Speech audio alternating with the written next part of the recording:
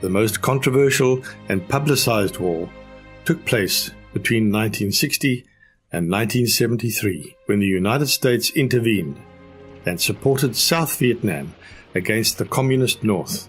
More than 40 years after that war ended, one is constantly reminded of its brutality, devastation, and above all, the tenacity of the Vietnamese for a sovereign, united country governed by its own people. Vietnam was divided into two countries in 1954. The Communist-led North and the US-supported South. The US military presence in South Vietnam grew to more than 10,000 men by 1962, with the number of US troops in Vietnam peaking at more than 500,000 by April 1969. During August 1964, the US Congress passed a resolution which authorized full-scale US intervention in the Vietnamese War. Over the following 9 years, nearly 3 million Americans served in Vietnam. More than 58,000 were killed and 304,000 wounded. The estimated number of Vietnamese deaths ranges between 800,000 and 1.7 million. Early 1973, a ceasefire was arranged on the condition that the US leave Vietnam. The last American troops left Vietnam towards the end of March 1973. The war continued between North and South Vietnam. On April the 30th, 1975, the South surrendered and North Vietnamese troops entered Saigon. Vietnam emerged as an increasingly prosperous nation with a strong tourism industry. It's a safe and friendly country. We went to explore.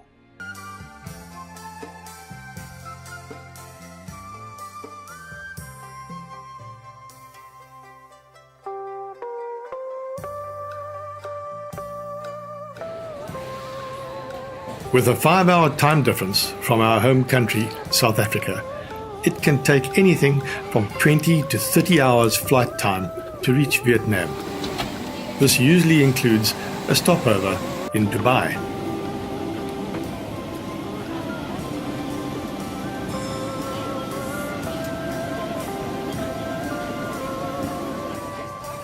Eventually, we arrived at Hanoi's Noi Bai International Airport, where we met our guide for the next few days. We were only 4 people, but had our own luxury transport in this comfortable minibus. Fresh drinking water was always available in our bus, and also at all hotels where we stayed. And this is a Red River, the biggest river in the north of Vietnam. 500 kilometers long. The Red River. Yeah, Red River. Firstly, we right now outside of city, but the house is narrow because of the price. Soon we reached central Hanoi and entered the notorious traffic. Motorcars are heavily taxed in Vietnam, so there are more scooters. Gradually we realized that all the hooting was not a rude warning, but rather a cautious courtesy announcement of presence and intentions. We went straight to our first attraction, the famous traditional water puppet show. A traditional Vietnamese orchestra provides background music. The shows are performed in a waist-deep pool. A large bamboo rod supports the puppet under the water and is used by the puppeteers, who are hidden behind a split bamboo screen.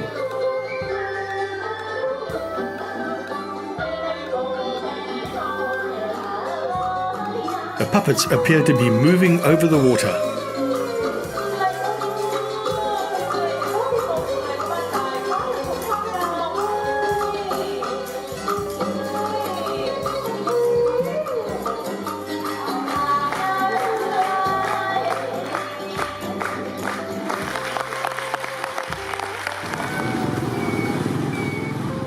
Back onto the streets. It was already after sunset, but the streets were as busy as ever.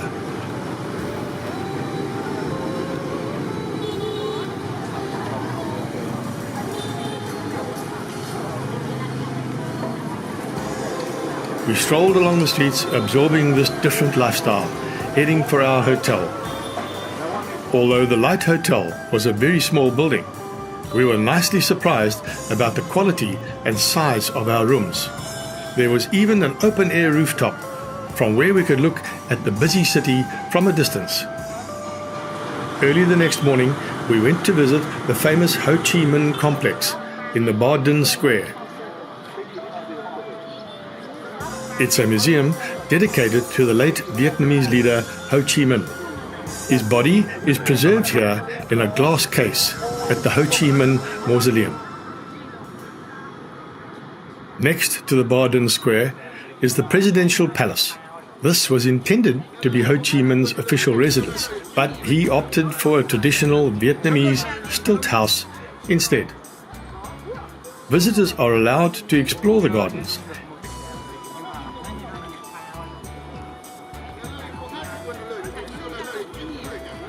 And Ho Chi Minh's stilt home.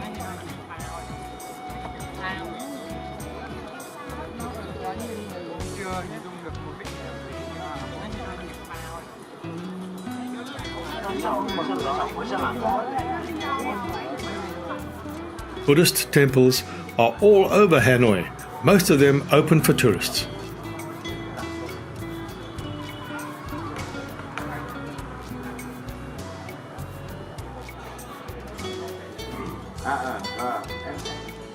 At the Tran Quc Pagoda, Vietnam's oldest temple, next to West Lake, we could even practice our own prayers.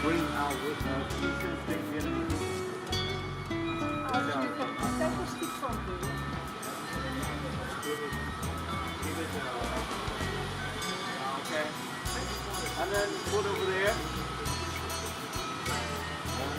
Also, the pot, heard about that one.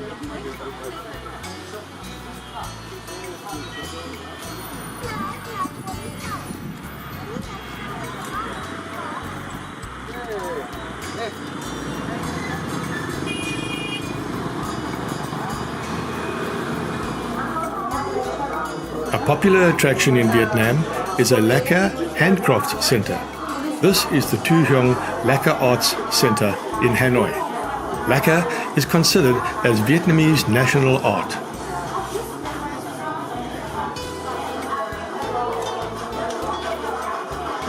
After lunch at the Koto restaurant, we saw hundreds of young, happy students at the Van Mieu Temple across the road. The students were dressed in academic gowns and came to be photographed at this temple of literature, a temple of Confucius.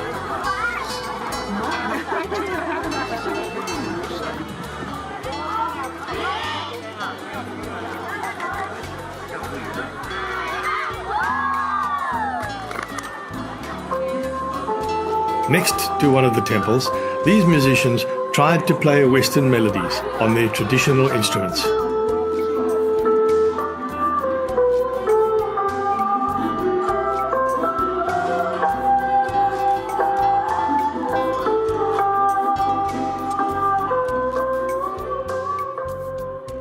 Maison Centrale was a prison used by the French colonists in Vietnam for political prisoners. This French guillotine is a grim reminder of what happened here. During the Vietnamese War, this prison was used for US prisoners of war, especially pilots that were shot down. It was approaching sunset. Our next excursion was a nerve-wracking ride on these bicycles through the very busy Hanoi traffic.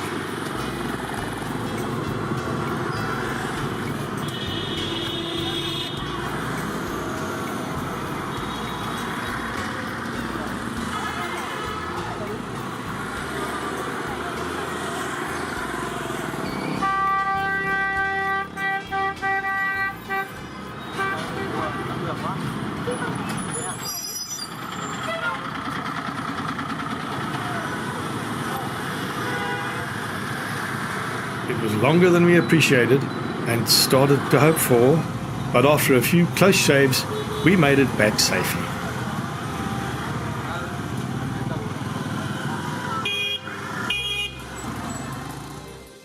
Strolling over the Huck Bridge at the Hoan Kim Lake, we opted for a somewhat different dinner.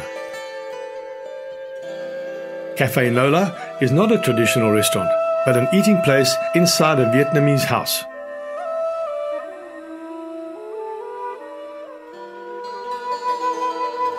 The food was good, and we looked forward to more dinners in Vietnam.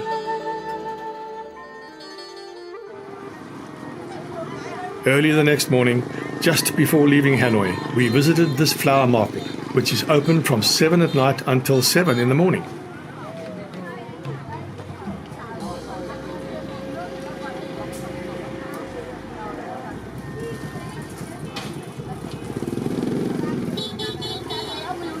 This is primarily a commercial market, supplying all the floral shops and roving flower vendors for the city of Hanoi. Just like the produce markets that supply restaurants, they are at their peak in the middle of the night.